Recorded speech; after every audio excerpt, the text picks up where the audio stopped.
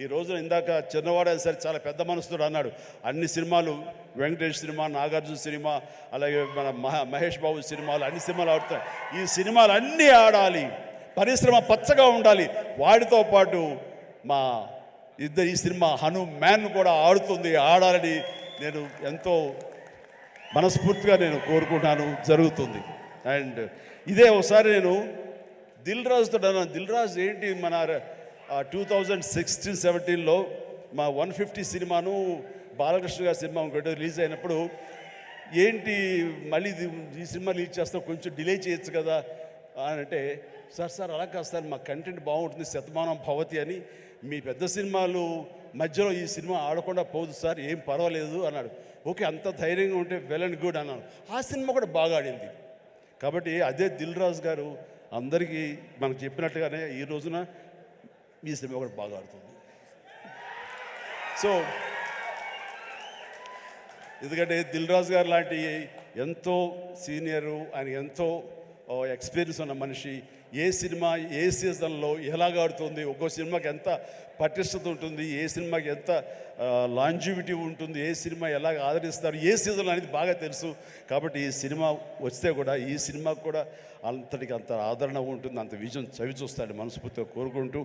ఎందుకంటే దిల్ రాజు మీద ఎప్పుడు రాళ్ళు వేసే వాళ్ళ గురించి కూడా అభిమానిస్తున్న ఇంతమంది ముందు వాళ్ళ గురించి కూడా మాట్లాడాలనిపించి 2 నిమిషాలు మీడియా వారికి ఇది నా పర్సనల్ స్టేట్మెంట్గా చెప్పాలనుకున్నాను. ప్రతి సంక్రాంతికి సినిమాలు రిలీజ్ అవుతుంటాయి. రిలీజ్ అవుతున్నప్పుడల్లా డైరెక్టర్ ఇండైరెక్ట్ నేను కష్టపడి ఎదిగి ఇవాళ ఇండస్ట్రీలో ఈ పొజిషన్లో ఉన్నందుకు ఎప్పుడు ప్రతి సంక్రాంతికి ఏదో రకంగా కాంట్రవర్షియల్ చేస్తూ నా పైన స్టోన్స్ వేస్తూనే ఉంటారు. అది ఆల్మోస్ట్ మీరు అందరికీ తెలియంది కాదు, 7-8 ఇయర్స్ నుంచి నడుస్తూనే ఉంది. సో నేను చిరంజీవి గారు మాట్లాడుతూ వారు ఎంత బాగా చెప్పారు, దిల్ రాజుకు తెలుసు దేనికి ఎలా ఏం చెయ్యాలి అని, ఈజ్ ఎక్స్పీరియన్స్ పర్సన్ అని. కానీ ఈరోజు కొందరు వెబ్సైట్లలో చిరంజీవి గారు మాట్లాడిన దాన్ని ఇంకొకలాగా టర్న్ చేసి రాశారు. అవి 2 ప్రముఖ వెబ్సైట్లే. అంటే మీరు నా పైన ఏదో రాసి మీ వెబ్సైట్ ఇంపార్టెన్స్ని పెంచుకోవడానికి వేరే వాళ్ళు ఎందుకు వాడుకుంటున్నారు? మీకు ఇది అవసరమా?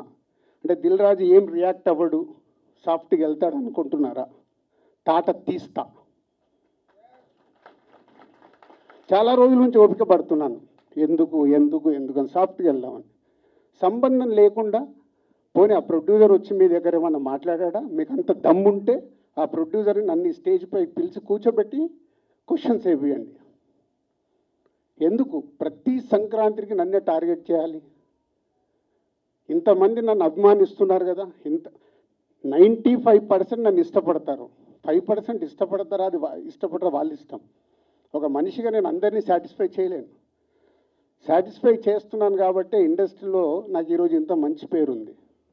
మీ అందరికీ తెలుసు, దిల్ రాజు అంటే ఒక బ్రాండ్ బిల్డ్ చేశా. వ్యాపార పరంగా వచ్చే కొన్ని కాంట్రవర్షియల్స్ని మీరు అడ్వాంటేజ్గా తీసుకొని ప్రతి సంక్రాంతికి మీ వెబ్సైట్లు, మీ కొన్ని యూట్యూబ్ ఛానల్స్ కొన్నిటికి వాడుకుంటున్నారు. అది 100% తప్పు.